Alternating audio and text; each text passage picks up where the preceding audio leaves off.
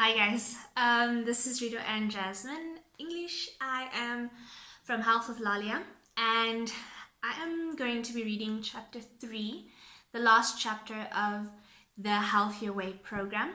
It is, for those that don't know, it is a health coaching program from the company Health with Lalia, and it's basically just a program to help you live health your way.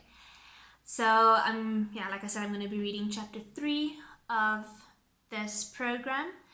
It's the chapter that I'm reading comes directly from the free notebook that we provide our clients during their journey in the program.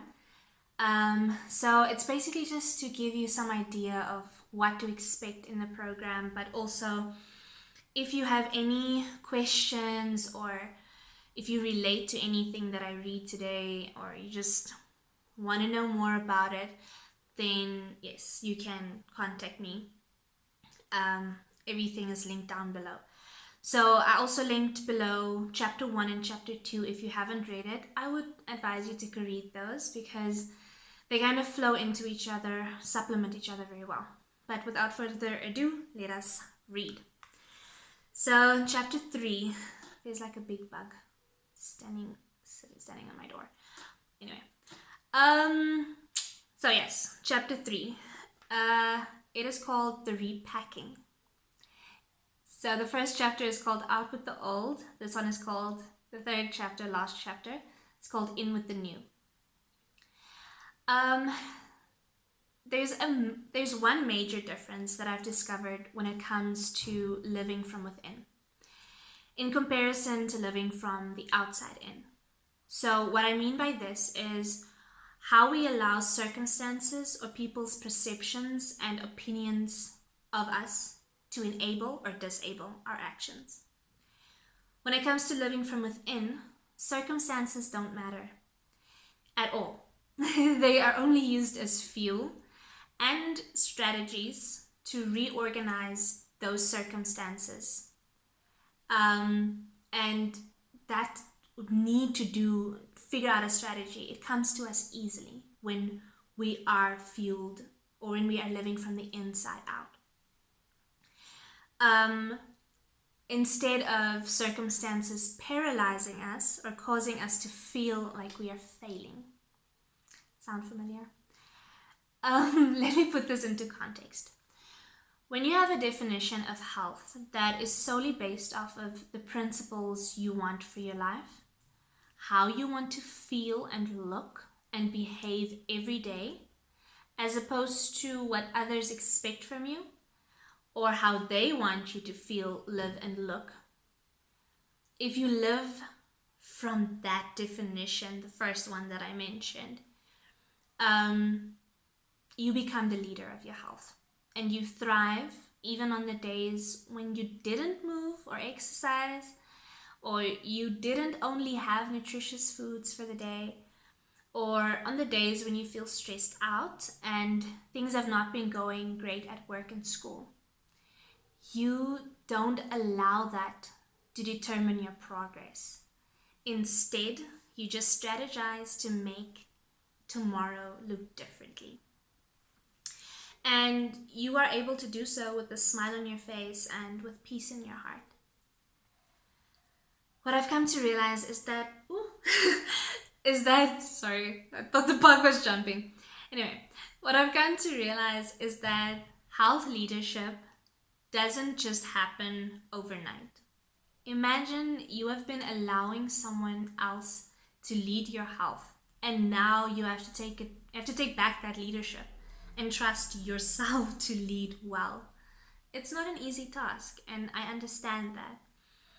And from my experience working in the health industry, both as a healthcare worker and a health advocate, I've realized that these 3 pillars really impact our health leadership in more ways than we can imagine. It is something that we ought to strive for in our personal lives, but also helping our friends and family members do the same. So, the first pillar is starting with knowing who you are. I know this might sound cheesy, but without the knowledge of who we are, how are we supposed to know what's good for us and what isn't? If we haven't taken time to get to know ourselves intentionally, we will be easily manipulated into everything that is thrown in front of us. If the crowd moves left, we also go left without even questioning, does this align with my values? Does this make me feel good? Does this benefit the people around me? Am I honoring God with the life that He gave me by doing this? And honestly, this applies to everything, not just health. So, honey, if you are simply following what everyone else is doing, how will you ever be free to be you without any guilt? So the second pillar is to gain knowledge, to gain power. Gain knowledge to gain power. There's a scripture that I love. It says, "My people perish for lack of knowledge." And this is true in all aspects of life, including health. I know you're thinking, how are you supposed to gain knowledge about health topics when there's so many resources out there and opinions, like my own, like with this program, for example. But I understand. I too struggle with this, and this is why, I too struggled with this and completely avoided learning about health and wellness because there are just so many people saying so many things about this diet and that diet, and this is healthy and that's not healthy, and so many things. But my advice to you when it comes to this, when it comes to gaining more knowledge on health, is this: go to a trusted source. In my professional opinion, people who are not qualified health professionals are not to be considered a qualified source of health information. They are only providing you with their opinion and not facts. You won't go to someone on the street to give you advice on what medication you should take for your arthritis. Same, you shouldn't be going to an influencer who have been trying out a diet to tell you what to eat, because they're not a dietitian and a nutritionist, okay? Just side note. But so when listening to people who have no qualifications, when listening to your influencers on Instagram, when listening to your friends and family on what helped them overcome or lose belly fat, I would advise you to just take in what you can relate with and then throw away the rest.